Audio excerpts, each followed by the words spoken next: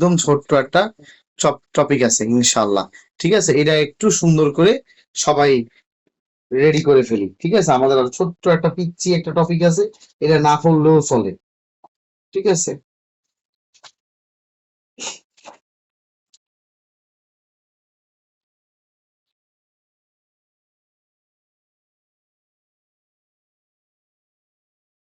আচ্ছা। বিসমিল্লাহির রহমানির রহিম লেখেন, সুন্দর করে লেখেন।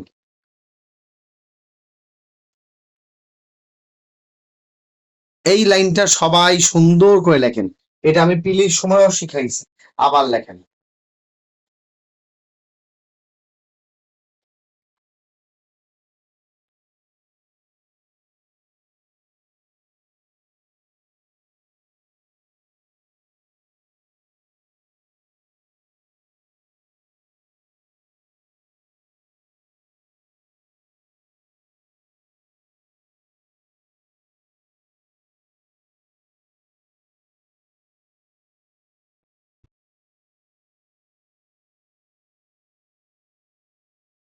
এটা সবসময় মাথায় রাখবেন, মৌখিক সাক্ষ্য কিন্তু একটা প্রাথমিক সাক্ষ্য। ঠিক আছে, মৌখিক সাক্ষ্য একটা প্রাথমিক সাক্ষ্য। মৌখিক সাক্ষ্যের দাম আদালতের কাছে অনেক, কারণ আদালতে যত প্রমাণ আছে সেই প্রমাণের যত কিছু প্রমাণ করে 80% কথা মুখ দিয়ে প্রমাণ করা হয়।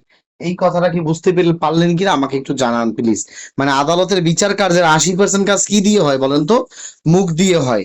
এটা বুঝছেন কিনা একটু ইয়েস নো আমাকে একটু বলেন। তাহলে মৌখিক সাক্ষ্য হচ্ছে একটা প্রাথমিক সাক্ষ্য। এটা কিন্তু পরীক্ষা অবশ্যই লিখবেন। এটাকে বলা হয় প্রাইমারি এভিডেন্স।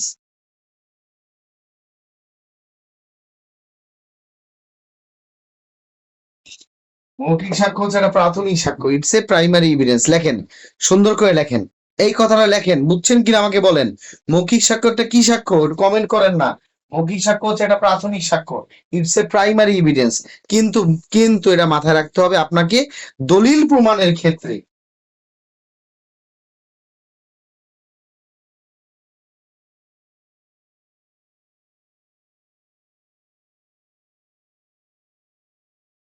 দলিল প্রমাণের ক্ষেত্রে মৌখিক সাক্ষ্যের কোনো দাম নাই।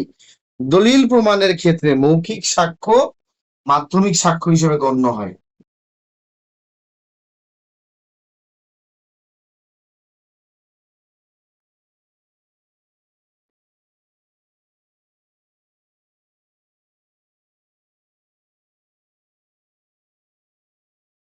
আশা করি এই কথাটা বুঝতে পেরেছেন। হ্যাঁ, মৌখিক সাক্ষ্যটা মৌখিক সাক্ষ্যটা অবশ্যই প্রাথমিক সাক্ষ্য, ইটস এ প্রাইমারি এভিডেন্স। বাংলায় পরীক্ষা দিলেও ইংলিশ এই টার্মটা অবশ্যই লিখবেন, ইটস এ প্রাইমারি এভিডেন্স। আবার মৌখিক সাক্ষ্য এই কথা লেখার সময় বাংলায় লিখলো, পাশে ইংলিশে অবশ্যই লিখবেন ওরাল এভিডেন্স। বানান ঠিক রেখে লিখলে কোনো সমস্যা নেই। এর আর উল্টা ভালো, কারণ আদালতের বিচার কার্যের 80% কাজ কি দিয়ে হয় বলেন তো? মুখ দিয়েই হয়। আর 20% কাজ হয় দলিল দিয়া। এই দলিল দিয়ে, তাহলে মৌখিক সাক্ষ্য অনেক দামি না বলেন তো?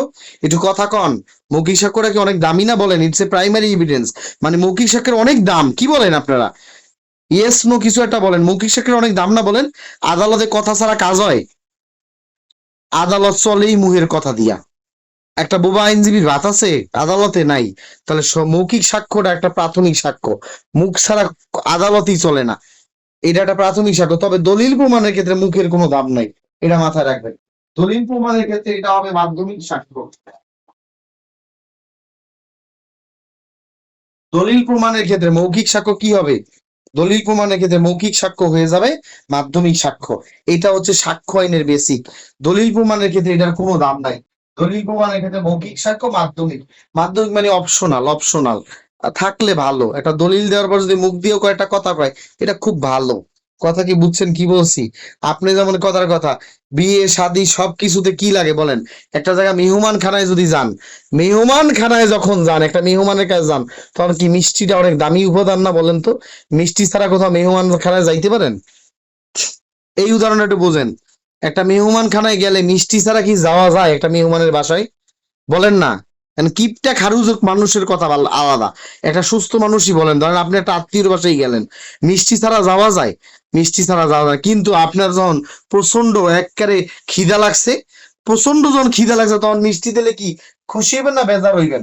তখন বেজার হইবেন। মিষ্টি দিলে আরে বেটা আমার খিদা লাগছে, আমারে ভাত দে, ভাত ভাত লাগবে। আরে ভাত দেওয়ার পর যখন আপনি মিষ্টি দিবেন তখন মনে করবে যে না, আমার ভাতও খাওয়াইল মিষ্টি খাওয়াই, তখন মিষ্টি খাওয়াইলে বহুত আচ্ছা, এটা একটা ভালো ব্যাপার। ঠিক তেমনই এই যে মিষ্টিটা মনে করেন মৌখিক সাক্ষ্য, অর্থাৎ মেহমান খানায় গেলে মিষ্টির অনেক দাম। মৌখিক সাক্ষ্য, প্রাথমিক সাক্ষ্য। কিন্তু যখন আপনার খিদা লাগবে, যখন খিদা লাগবে তখন কিন্তু এই দলিল দিয়েই কাম করতে হবে। তখন এই মুখ দিয়ে মিষ্টি খাওয়াইলে কাম হবে না, দলিল দিয়েই তখন প্রমাণ করতে হবে। তখন এই মুখের সাক্ষ্যের দাম নাই। তবে দলিল দেখানোর পর যদি আপনি মুখের সাক্ষ্য দেন, এটা মিষ্টির মতো কাজ করবে, যে ভালো, যে আমার খাওয়ানোর পর শেষে মিষ্টিও দিছিল খাইতে, এরকম একটা ব্যাপার হবে। এটা একটা উদাহরণ দিয়ে বুঝাইলাম, আশা করি বুঝতে পেরেছেন। এটা বুঝলে শেষ টপিক। তাহলে মূল কথাটা কি ছিল? ই করেন, আপনি ভিডিওটা অন অফ করেন, ভিডিওটা অফ করেন, ভিডিওটা অফ করেন। কে ভিডিওটা ই করছে? ভিডিও অন করছে কে? হ্যাঁ, আচ্ছা। তো এই ছিল ব্যাপার, এই ছিল ব্যাপার। আশা করি বুঝতে পেরেছেন। ঠিক আছে, এই অংশটা আশা করি বুঝতে পেরেছেন ইনশাআল্লাহ। এইবার তাহলে মূল কথা কি ছিল? মৌখিক সাক্ষ্য, প্রাথমিক সাক্ষ্য, কিন্তু দলিল প্রমাণের ক্ষেত্রে সে হয়ে যাবে মাধ্যমিক। এই ছিল মূল কথা। এইবার আসুন ধারা 59। ধারা 59 তো এই এক কথাই বলবো এতক্ষণ। ধারা 59 একটা কথাই বলছে আপনাকে, সেটা বলছে দলিল বাদে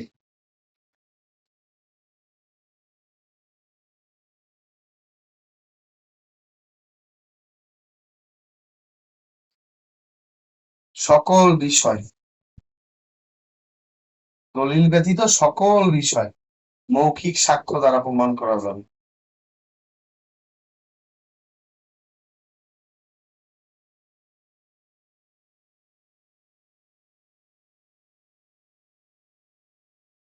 এর আর কিছু বোঝাবো না, দলিল বাদে সকল বিষয় মৌখিক সাক্ষ্য দ্বারা প্রমাণ করা যাবে। কারণ দলিলে যখন আপনি মৌখিক সাক্ষ্য, একটা দলিল প্রমাণে, কারণ দলিল প্রমাণে মৌখিক সাক্ষ্যের কোনো দাম নাই। দলিল প্রমাণে দলিল নিজেই একটা প্রমাণ। দলিল প্রমাণে মৌখিক সাক্ষ্যের অবস্থানটা কোথায়? পরীক্ষা আসে তখন বলতে হবে এটা মাধ্যমিক সাক্ষ্য হবে, মাধ্যমিক সাক্ষ্য হবে। মৌখিক সাক্ষ্য একটা সাধারণ সাক্ষ্য, কিন্তু দলিল প্রমাণের ক্ষেত্রে ওরাল এভিডেন্স, মৌখিক সাক্ষ্য কি হবে? মাধ্যমিক সাক্ষ্য হিসেবে কাজ করবে। আশা করি বুঝতে পারছেন কিনা বলেন। এটা ওকে বলেন, ওকে বললে আমি অন্য একটা টপিকে যাব।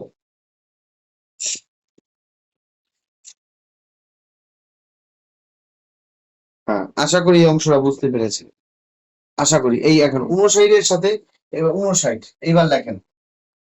60 পড়াইছি, 60 হচ্ছে ডক্ট্রিন অফ বেস্ট এভিডেন্স। এটা আমি সুন্দর করে বুঝাইছি আপনাদের। ওই যে oral evidence must be direct, here's evidence must be excluded.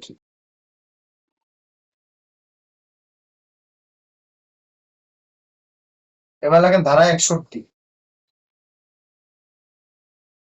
এটাকে বলা হয় proof of content of document, অর্থাৎ দলিল প্রমাণের ক্ষেত্রে,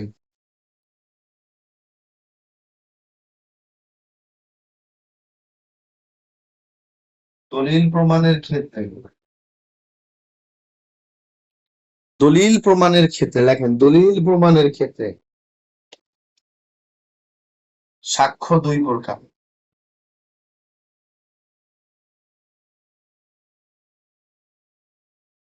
দলিল প্রমাণের ক্ষেত্রে আপনার সাক্ষ্য কয় প্রকার? দুই প্রকার। একটা হচ্ছে প্রাথমিক সাক্ষ্য,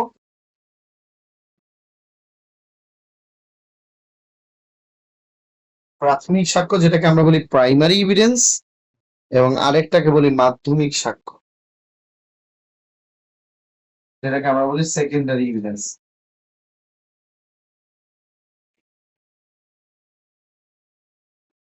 শেষ?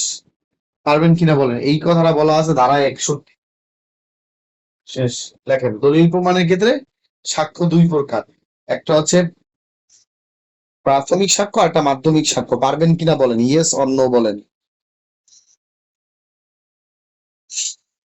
এইবার এই দেখেন কি কত সুন্দর মজা, 61-তে বলছে দলিল প্রমাণের ক্ষেত্রে সাক্ষ্য দুই প্রকার। প্রাথমিক সাক্ষ্য বলা আছে 61-তে, সরি 62-তে, আর মাধ্যমিক সাক্ষ্য বলা আছে কততে? 63। কত সুন্দর কথা না? সুন্দর কথা কিনা বলেন, একটু বলেন আমাকে। কত সুন্দর কথা না এটা? ধারাগুলি আর দ্বিতীয়বার পড়া লাগবে? একটু বলেন তো আমারে, একটু বলেন, ধারাগুলো কি দ্বিতীয়বার পড়া লাগবে? দলিল প্রমাণের সাক্ষ্য দুই প্রকার, প্রাথমিক সাক্ষ্য, মাধ্যমিক সাক্ষ্য। 61তে বলা আছে দলিল প্রমাণের সাক্ষ্য দুই প্রকার, প্রাথমিক সাক্ষ্য বলা আছে 62তে, মাধ্যমিক সাক্ষ্য বলা আছে 63তে। পারবেন কিনা বলেন, ইয়েস অর নো বলেন।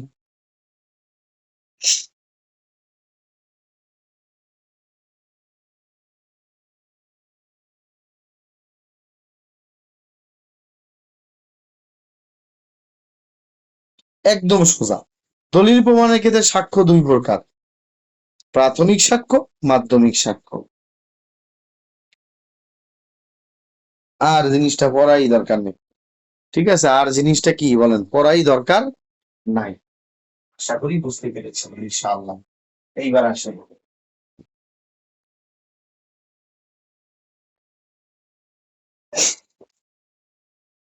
এইবার যে জিনিসটা আপনাদের জন্য ভীষণ গুরুত্বপূর্ণ সেটা এখন পড়াবো ইনশাআল্লাহ। সবাই বলেন ইনশাআল্লাহ, লেখেন। শোনেন, ধারা, এটা একটা সূরা বুদ্ধি। এই সূরা বুদ্ধিটা অ্যাপ্লাই করলে অনেক ভালো কিছু শেখা যায়।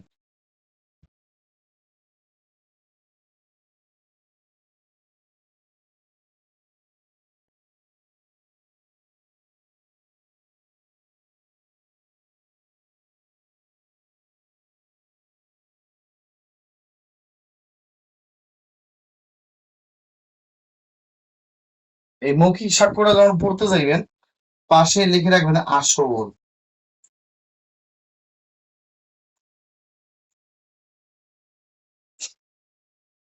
লিখে রাখ, এটা একটু লিখে রাখেন, এটা একটু লিখে রাখেন তো, মানে এটা মনে মনে আর কি, আবার পরীক্ষার খাতায় না, বোঝার জন্য। এই বুঝছেন কি বলছি? সরি, মৌখিক সাক্ষ্য লিখছি, মাথাটাই নষ্ট। প্রাথমিক সাক্ষ্য,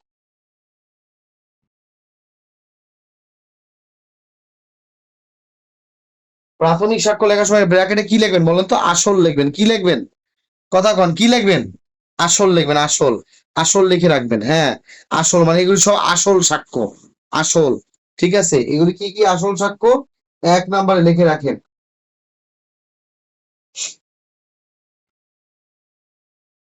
এই লাইনটা পরীক্ষার জন্য লিখে ফেলেন, এই যে 62তে এই লাইনটা পরীক্ষার জন্য লেখেন। লেখেন প্রাথমিক সাক্ষ্য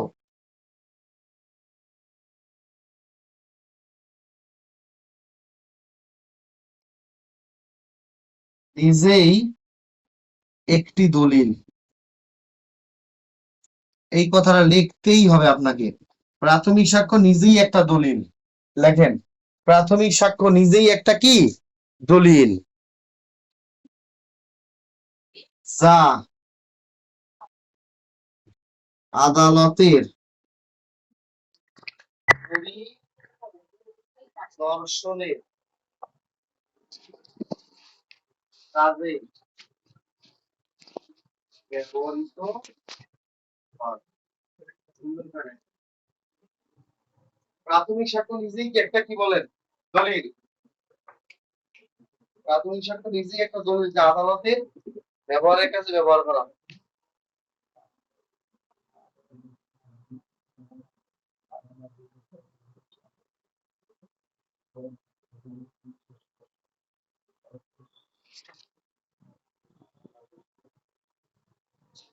প্রাথমিক সাক্ষ্য নিজেই একটা দলিল যা আদালতের পরিদর্শনের কাজে ব্যবহার করা হয়। পারবেন এটা? এটা কিন্তু অবশ্যই লিখতে হবে। ঠিক আছে, সবাই ওকে বলেন, বুঝছেন কিনা ওকে বলেন। এবার দেখেন কোন কোন জিনিসগুলো প্রাথমিক সাক্ষ্য, কোন কোন জিনিসগুলো। এক নম্বরে লেখেন সেভারাল পার্ট। এগুলি আর লেখারই দরকার নাই, এগুলি খালি লেখার কাম লিখে সেভারাল পার্ট। তারপর লেখেন কাউন্টার পার্ট। সেভারাল পার্টের ইংলিশটা বাংলাটা কি বলেন তো কেউ?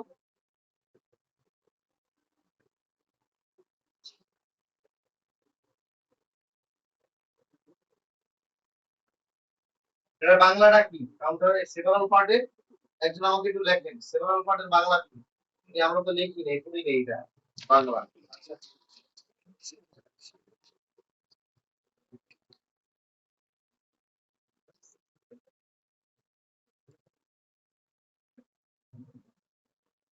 কার্যকর কাউন্টার পার্ট। কোনো প্রশ্ন আইব না, পরীক্ষায় প্রাথমিক সাক্ষ্য মাধ্যমিক সাক্ষ্য দিলেই এভাবে লিখবেন। আর এগুলি পরীক্ষা যা লিখবেন না, এটা হচ্ছে রিস্ক ফ্রি রাখার লেখা। পরীক্ষা যদি আগে আলে অপশন না থাকলে তাহলে কি লিখবেন? আরটা লেখেন কমন অরিজিন।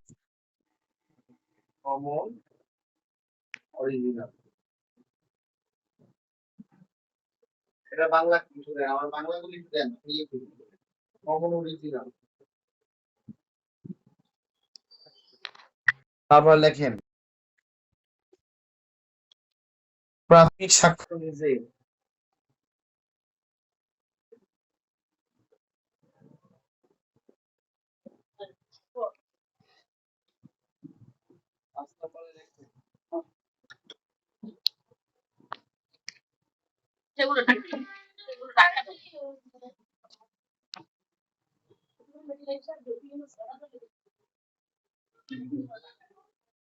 One uniform.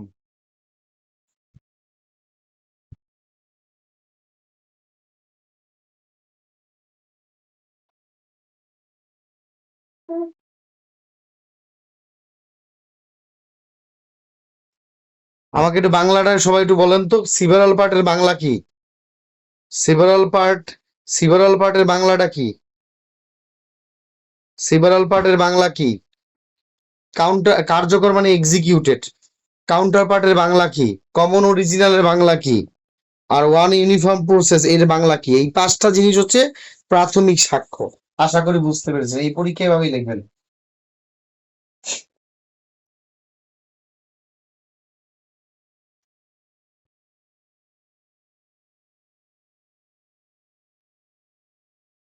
এগুলি বুঝাইতে বুঝাইতে আরেকটা ইতিহাস, এগুলো তো বুঝানো যাবে না, পরীক্ষায় এই পাঁচটা লিখে দেন। এই পাঁচটা হচ্ছে প্রাইমারি এভিডেন্স, এতটুকু পড়লেই হবে। কথা কি বুঝতে পেরেছেন? ওই বুঝাইতে গেলে আরো আরো 2 দিন লেগে যাবে। যা লেখাচ্ছি এটা এতটুকু লিখে রাখেন, ঠিক আছে? লেখেন কি লিখবেন, ধারা 62, প্রাইমারি মানে ধরে নেবেন আসল। ওকে, এখানে লিখবেন প্রাথমিক সাক্ষ্য নিজেই একটা দলিল যা আদালতের পরিদর্শনের কাজে ব্যবহার করা হয়। পাঁচটি জিনিস হচ্ছে প্রাথমিক সাক্ষ্য, পাঁচটা পাঁচটা পাঁচটি বিষয় হচ্ছে প্রাথমিক সাক্ষ্য। এক হচ্ছে সিবারাল পার্ট, দুই হচ্ছে কার্যকর কাউন্টার পার্ট, তিন হচ্ছে কমন অরিজিনাল, চার হচ্ছে প্রাথমিক সাক্ষ্য নিজে, প্রাথমিক সাক্ষ্য নিজে, পাঁচ হচ্ছে ওয়ান ইউনিফর্ম প্রসেস।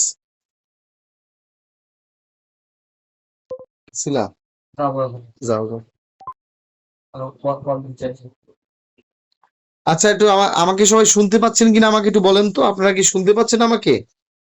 আমাকে কি সবাই শুনতে পাচ্ছেন? আচ্ছা, তাহলে সিবারাল পার্ট মানে কি বাংলা একটু বলেন আপনারা। সিবারাল পার্টটা মানে কি? বাংলা লেখেন, ভোকাবুলারিতে লেখেন, তাড়াতাড়ি লেখেন। সেভারাল পার্ট মানে কি? কাউন্টার পার্ট মানে কি? কমন অরিজিনাল মানে কি? ওয়ান ইউনিফর্ম প্রসেস এর মানে কি? তাড়াতাড়ি লেখেন, আমাকে একটু বলেন সেভারাল পার্ট মানে কি?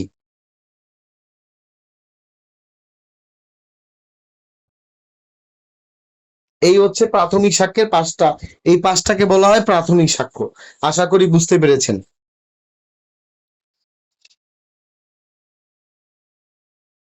আচ্ছা, এই হচ্ছে টোটাল ব্যাপার, এই যে আমাদের প্রাথমিক সাক্ষ্য শেষ। প্রাথমিক সাক্ষ্য পরীক্ষা আসলে এই এতটুকুই লিখবেন।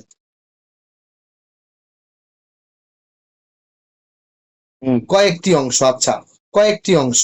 আর কাউন্টার পার্ট, কাউন্টার পার্ট আর কমন অরিজিনালটা কি? সেভারাল মানে কয়েকটি অংশ, হ্যাঁ, কয়েকটি অংশ।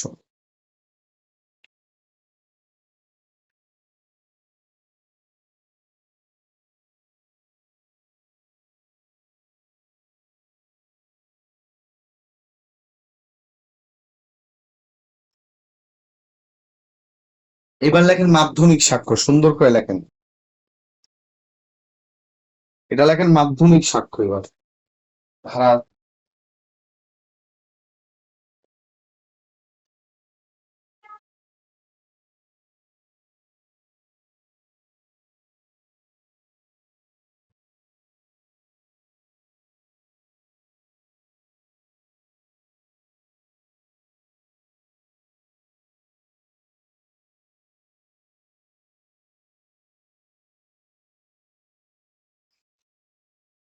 লেখেন মাধ্যমিক সাক্ষ্যটা লেখেন, হ্যাঁ, সমমানের ব্যক্তি বা,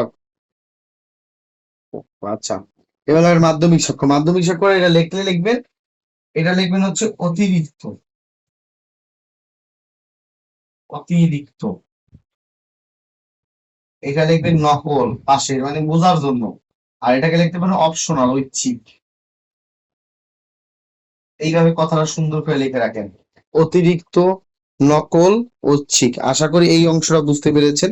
আপনারা এইভাবে করে পরীক্ষা লিখবেন, অতিরিক্ত, নকল, ঐচ্ছিক, মানে এটা বোঝার জন্য।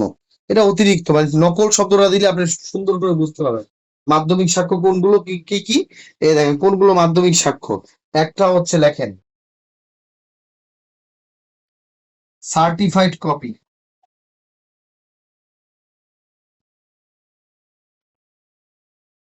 সার্টিফাইড কপিস, প্রত্যয়িত নকল,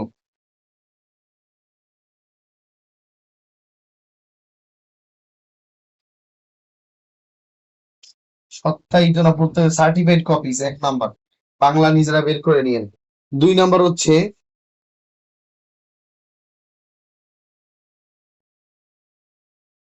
মেশিন বা যন্ত্র থেকে প্রস্তুতকৃত নকল,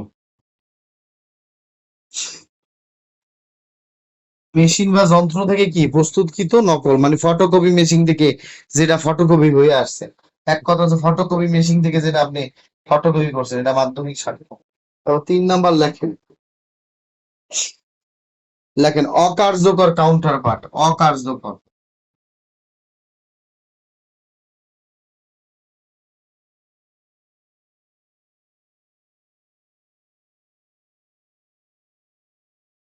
4 নাম্বার লেখেন ওই কথাটাই, দলিল প্রমাণে মৌখিক সাক্ষ্য।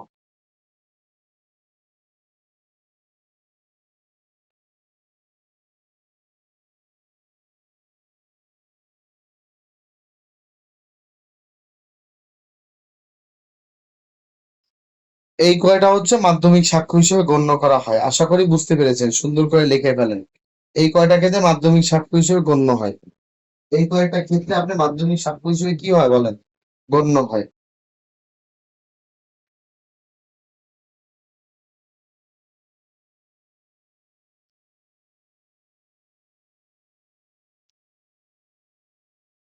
আরেকটা আছে, আরেকটা আছে আসল থেকে প্রস্তুতকৃত নকল।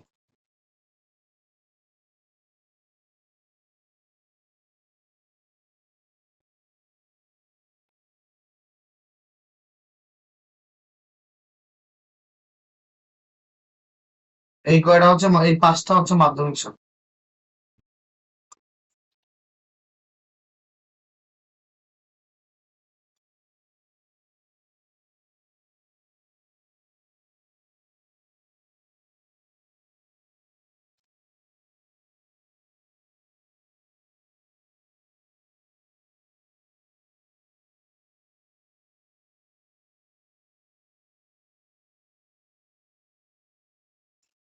ইনশাল্লাহ পারবেন কিনা আমাকে একটু বলেন আপনারা, মাধ্যমিক সাক্ষ্য পারবেন কিনা বলেন। মাধ্যমিক সাক্ষ্য 5টা, সত্যায়িত নকল, মেশিন থেকে প্রস্তুতকৃত নকল, অকার্যকর কাউন্টার পার্ট, দলিল প্রমাণে মৌখিক সাক্ষ্য, আসল থেকে প্রস্তুতকৃত নকল।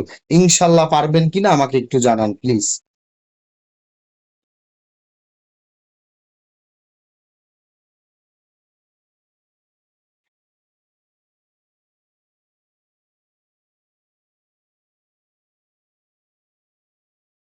এই কয়টা আপনাদের জন্য ভীষণ গুরুত্বপূর্ণ। হ্যাঁ, জাবেদা নকল, জি জি জি জি জি। আমি বাংলা জীবনও পারি না, একটু ক্ষমা সুন্দর দৃষ্টিতে দেখেন, আমি তো ইংলিশে লিখছি, এত বুঝিও নাই, বাংলাটা পারি না। ঠিক আছে, যা আছে আলহামদুলিল্লাহ কই অতটুকুই লেখেন, এই এতটুকু লেখলেও পার হয়ে যাবেন। এইবার আসে সর্বশেষ সাক্ষ্য আইনের শেষ দান, দানে দানে এক দান, 65 ধারা। এইটা পরীক্ষার মধ্যে ইম্পর্টেন্ট, এটা দেখলে আপনাদের সাক্ষ্য আইনের অফিসিয়াল ইতি আমরা টেনে দিচ্ছি, আর দরকার নাই। সাক্ষ্য আইন থেকে 2টো প্রশ্ন আসবে, হৃদয়ে যাহা মন চাইবে সেই কোশ্চেন অ্যান্সারটা করবেন। 2টেই কমন থাকবে, যেটা মন চাইবে সেটা অ্যান্সার করবেন। ঠিক আছে, এবার আসেন 65 ধারা, শেষ দানে দানে এক দান। এটা পরীক্ষার জন্য 5 স্টার দিয়ে রাখেন, ধারা 65 তো অবশ্যই আসবে ইনশাল্লাহ। ঠিক আছে, এটা আপনাকে অপশনাল হিসেবে পড়াচ্ছি এটা। এটা ব্যাকআপ হিসেবে বলাইতেছে যে ব্যাকআপ যদি লেজুর দিয়ে দেয়, ভয় তো পাই লেজুর, লেজুরে ভয় পাই। ঠিক আছে, এটা লিখিতর জন্য খুব ইম্পর্টেন্ট। লেখেন, সাধারণত সাধারণত দলিল প্রমাণের ক্ষেত্রে আদালত মাধ্যমিক মানে মৌখিক সাক্ষ্যটা গ্রহণ করে না। এটা আপনারা জানেন কিনা বলেন তো, ইয়েস নো বলেন।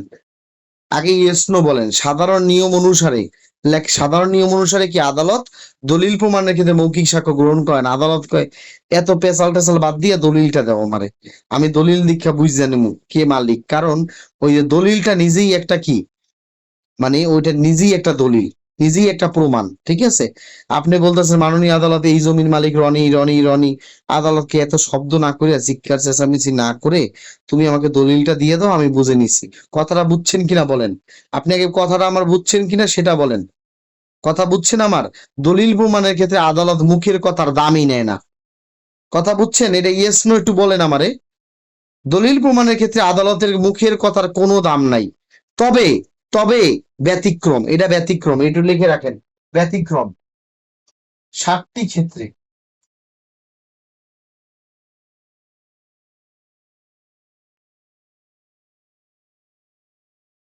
দলিল প্রমাণে মৌখিক সাক্ষ্য গ্রহণযোগ্য। তবেই, এটা কেউ লেখে না, এই লাইনটা পরীক্ষায় কেউ লেখে না। এই গ্রহণযোগ্য পর্যন্ত সবাই লেখে, গ্রহণযোগ্য পর্যন্ত কি লেখে? সবাই লেখে। তবে এই পরের লাইনটা লেখে না। তবে মৌখিক সাক্ষ্য, মৌখিক সাক্ষ্য দিয়ে ভেস্তে চলে গেলেন এই সুযোগ নাই। মৌখিক সাক্ষ্য মাধ্যমিক সাক্ষ্য রূপে গণ্য হবে।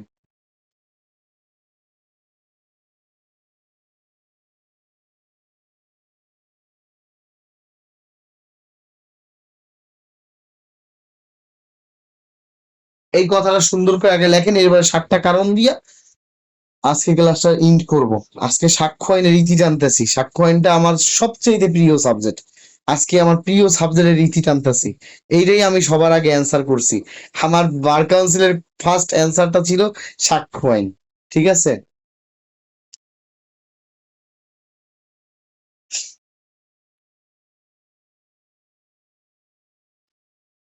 আপনার যদি সাক্ষ্য আইনটা ভালো দখল থাকে আমি বলবো ফার্স্ট অ্যান্সারটা সাক্ষ্য আইন করবেন। তারপরে সুনির্দিষ্ট প্রতিকার করবেন, তামাদি করবেন, বার কাউন্সিল অর্ডার করবেন। এই 4টা করবেন 2 ঘন্টার মধ্যে। আর বাকি যে 3টা আছে দণ্ডবিধি, তারপর হচ্ছে দেওয়ানিটা, দেওয়ানিটা একটু বড় করে লিখবেন। আর ফৌজদারিটা মাঝারি করে লিখবেন, আবার দণ্ডবিধি আবার ছোট করে লিখবেন। এইভাবে করে কিছু আইন ছোট লিখবেন, কিছু আইন বড় লিখবেন, এইভাবে করে মিলাই ঝুলে 4 ঘন্টা পার করে এবেন। কথা কি বুঝছেন কিনা বলেন? সব বেশি খাইতে গেলে কিন্তু বদহজম হবে, আগেই বলে দিলাম। ধারা 65, 7টি ক্ষেত্রে দলিল প্রমাণে মৌখিক সাক্ষ্য গ্রহণযোগ্য, তবে মৌখিক সাক্ষ্য মাধ্যমিক সাক্ষ্য হিসেবে গণ্য হবে। এই কথাটা সবাই লেখেন। আচ্ছা, আশা করি বুঝতে পেরেছেন। হ্যাঁ, যদি আপনার সাক্ষ্য আইন আমি আপনাদের আজকে পড়াইতেছি, সাক্ষ্য আইনের বয়স হচ্ছে তাহলে একদিন এক্সিডেন্ট হয়েছে, ওইটা সহ ধরলে 9 দিন। একদিন আমরা ক্লাস করতে পারিনি, একটা দুর্ঘটনা, একটা খারাপ দিন ছিল। ওই খারাপ দিনটা গণ্য করলে 9 দিন, আর এমনি ওইটা ওই দিন বাদ দিলে 8 দিন পড়াচ্ছি, 8 দিন। ঠিক আছে, এই 8 দিনে যদি সাক্ষ্য আইনের আপনার একটা দখল তৈরি হয়, তাহলে আমি অনুরোধ করব পরীক্ষার প্রথম অ্যান্সারটা সাক্ষ্য আইন করেন। কারণ সাক্ষ্য আইনটা আমি প্রথমে যেহেতু পড়াইছি, আর আমিও জীবনের প্রথম অ্যান্সারটা সাক্ষ্য আইনই করছিলাম লিখিততে। কথা বুঝতে পেরেছেন? আর সাক্ষ্য আইন আমার খুব পছন্দের। আপনার যদি সাক্ষ্য আইনটা খুব ভালো লাগে, তাহলে ফার্স্ট অ্যান্সারটা সাক্ষ্য আইনই করবেন। সাক্ষ্য আইনটা করলে ব্রেনটা ঠান্ডা থাকে, ঠান্ডা মাথায়, মানে পরীক্ষার প্রথমে ব্রেন কিন্তু ঠান্ডা থাকে। বুঝতে পারছেন কি বলছি? আচ্ছা, লেখেন 7টা ক্ষেত্র, যেটা আপনার ভালো মন চায় এটাই লেখেন। তবে আপনাদের বলবো সব খাইতে যাইয়েন না, অল্প অল্প অল্প অল্প, বেশি খাইলে সমস্যা কিন্তু। মানে সব কমন পড়ে লিখতেই আছেন, তাহলে কিন্তু 4 ঘন্টা না লিখেই তাহলে কিন্তু ফেল। এই 7টি ক্ষেত্রে, আর আপনার পরীক্ষা হলে 7টা প্রশ্ন টার্গেটই নেবেন, এরকম যে বাসি মরি 7টা প্রশ্ন 4 ঘন্টায় লিখিয়ে আসবো। এই টার্গেটটা নিয়ে পরীক্ষার হলে ঢুকবেন, মাথা জানি তাকে। পরীক্ষা হয় লোভ কাজ করবে, যেমন কমন পড়ছে খালি লিখতেই মন চাইবে, খবরদার, ওইটা কিন্তু খাইয়ে দেবো আপনারে পুরা। এখানে আপনি জ্ঞান জাহির করতে যান নাই। সাতটা ক্ষেত্র। এক, প্রথম ক্ষেত্র, যদি দলিল হারিয়ে যায়।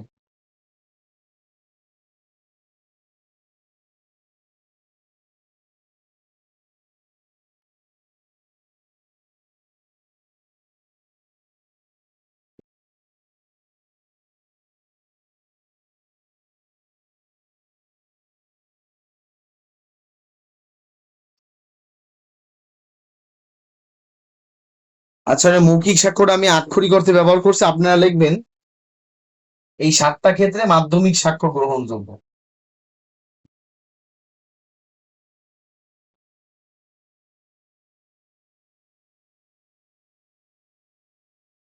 এই কথাটা লিখবেন। ওই মৌখিক সাক্ষ্য ওটাও রাইট আছে, কিন্তু মৌখিক সাক্ষ্য বলে একটা ক্ষেত্র হয়, তাহলে মাধ্যমিক সাক্ষ্য হচ্ছে পাঁচটা ক্ষেত্র, যেটা পড়াইলাম ওই পাঁচটা ক্ষেত্র এরকম হবে যে আপনার দলিল, আসল দলিলই আদালতে দেখাইতে হবে, কিন্তু যদি দলিলটা হারাইয়া যায় তখন ফটোকপি দেখাইলেও চলবে। আশা করি বুঝতে পেরেছেন। তা দলিল যদি দলিল হারিয়ে যায় বা নষ্ট হয়ে যায় তখনই মাধ্যমিক মানে ফটোকপি দিয়ে চালাতে হবে। তাহলে দুই, যদি সরকারি দলিল হয়, সরকারি দলিল হলে ফটোকপি, কারণ আসল দলিল সরকারের কাছে। সরকারি দলিল হয় তাহলে ফটোকপি দিলেও চলবে। তিন, দলিল যখন হস্তান্তরযোগ্য নয়।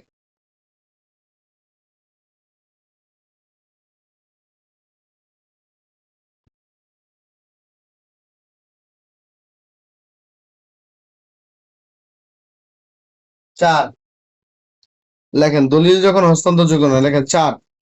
চার লেখেন।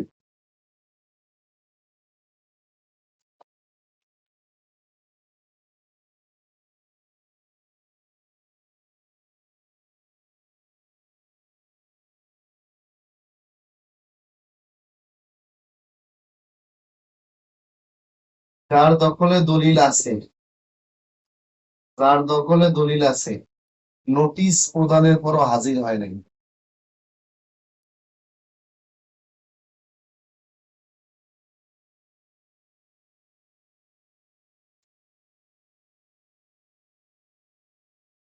একটা এগুলি বুঝানোর কিচ্ছু নাই, একটা বাচ্চা শিশুও বুঝবে।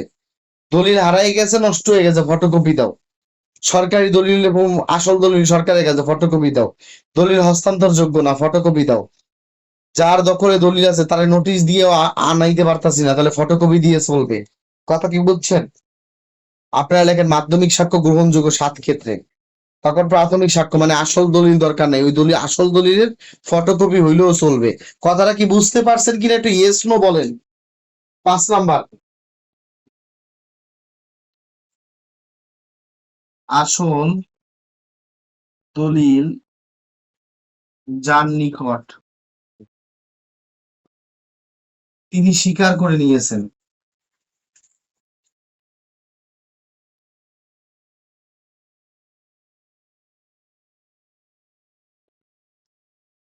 যার নিকট আসল দলিল আছে সে বলছে মাননীয় আদালত এটা ফটোকপি, কিন্তু এটা আসলেরই ফটোকপি, ওই বেটা স্বীকার করে নিয়েছে, তাহলে আর এটা আসল দলিল তো আর লাগতাছে না। কথা কি বুঝছেন?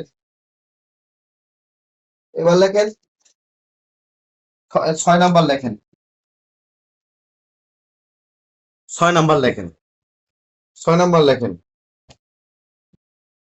যার নিকট দলিল আছে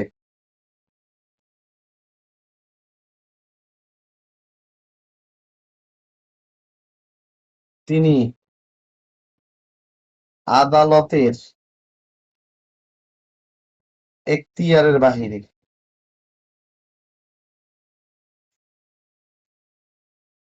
যার নিকট দলিল আছে তিনি আদালতের এখতিয়ার বাহিরে, তিনি আদালতের এলাকায় ত্যাগ করছেন। আর 7 নাম্বার হচ্ছে, 7 নাম্বার হচ্ছে আইনে,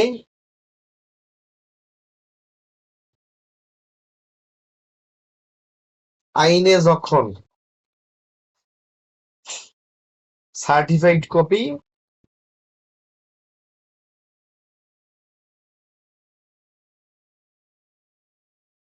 কপি ব্যবহারে অনুমতি দিয়েছেন।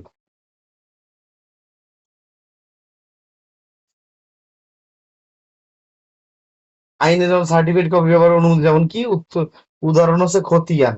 খতিয়ান জীবনে কোনোদিন আসল হয় না, খতিয়ান সব সময় ফটোকপি হয়। এটা রাষ্ট্রীয় অধিগ্রহণ ও প্রজাস্বত্ব আইন 1950 বলে দিছে যে খতিয়ানটা ফটোকপি এটা গ্রহণযোগ্য। কথা কি বুঝেছেন? আশা করি এই 7টা জিনিস বুঝছেন কিনা বলেন। আপনারা 7টা জিনিস বুঝছেন কিনা বলেন। এইটা বুঝে থাকলে আল্লাহর রহমতে আজকে আমাদের সাক্ষ্য আইনের ইতি ঘটে গেল। আপনাদের 40টা নাম্বার সুন্দর করে শেষ হয়ে গেছে। 40 নাম্বার কেমনে? আরে পাগল নাকি? 40 নাম্বার কেমনে? বার কাউন্সিলে 10 নাম্বার। মাথায় নষ্ট, পিলির হিসাব করে বয়ে আছি। বার কাউন্সিলে 10 নাম্বার। তারপরে হচ্ছে সুনির্দিষ্ট 15, তামাদি 15, আর হচ্ছে সাক্ষ্য আইনে হচ্ছে 15, 55 নাম্বার। মাই গুডনেস, আমি খালি 40 করতেছি পিলির মতো। আচ্ছা, এখনো পিলির দাস যায় না। আচ্ছা ঠিক আছে, 55 নাম্বার শেষ করে দিয়েছি ইনশাল্লাহ আপনাদের। ঠিক আছে, আশা করি বুঝতে পেরেছেন। এখানে সুন্দর করে আপনারা লেখেন 7টা ক্ষেত্রে মাধ্যমিক সাক্ষ্য গ্রহণযোগ্য। মানে ভাই, একটা দলিল যখন আপনি আদালত দলিলটা চাইবো, অবশ্যই আসল দলিল চাইবো। ফটোকপি দিলে আদালত ফিক্কা মেরে ফালাই দিবে। কিন্তু 7টা ক্ষেত্রে আদালত ফটোকপিটা আপাতত চলবে, ওইটা মাধ্যমিক সাক্ষ্য হিসেবে গণ্য হবে। ঠিক আছে, আমি মৌখিক সাক্ষ্য লিখেছি, ওইটাও মাধ্যমিক সাক্ষ্য বটে দলিল প্রমাণের ক্ষেত্রে, কিন্তু ওইটা একটা ক্ষেত্র। কিন্তু মাধ্যমিক সাক্ষ্য কি আমি একটা শিখেছি? মাধ্যমিক সাক্ষ্য শিখেছি আমি 5টা। ওই 5টা এভাবে লিখবেন। মাধ্যমিক সাক্ষ্য যখন দলিলটা হারিয়ে যায় বা নষ্ট হয়ে যায়। 2, যখন সরকারি দলিল। 3, দলিল যখন হস্তান্তরযোগ্য নয়। 4, দলিল যার দখলে দলিল আছে তিনি নোটিশ পাওয়ার পর হাজির হয় নাই। 5, আসল দলিল যার কাছে আছে তিনি স্বীকার করে নিয়েছে। যার কাছে আসল দলিল আছে সে স্বীকার করছে মাননীয় আদালত এই লোক যে ফটোকপি আনছে এটা আসলটারই ফটোকপি, তাহলে আর দরকার নেই। যার নিকট দলিল আছে সে আদালতের এলাকা ছাড়ছে। আর আইন যখন অনুমতি দিছে যে মাননীয় আদালত, আইন যখন অনুমতি দিছে যে নকলেও চলবে, যেমন খতিয়ান, খতিয়ান জীবনে আসল হয় না। যারা সিভিল প্র্যাকটিস করে তারা জানে খতিয়ান জীবনে আসল হয় না, খতিয়ান সব সময় হয় ফটোকপি। আশা করি বুঝতে পেরেছেন। আচ্ছা, বুলেটটা অবশ্যই প্রোভাইড করে দিবো, আল্লাহর মধ্যে দোয়া করেন ইনশাল্লাহ। আমি ইনশাল্লাহ পরশু দিন থেকে দেখা শুরু করব। আমার চোখটা আল্লাহর মতে এখন একটু সুস্থ আছে ইনশাল্লাহ। আমার একটা দিন আর একটু রিকভারির সুযোগ দেন, আমি 10 দিনের মধ্যে বুলেটটা লিখে আমি অ্যাজ সুন অ্যাজ পসিবল দিয়ে দিব। আমি যখন বলেছি দিব মানে দিব ইনশাল্লাহ। আমি তো দিব ইনশাল্লাহ বলছি। আজকে কয় তারিখ একটু বলেন তো? আচ্ছা, এই ক্লাসটিকে টপ করে দিই।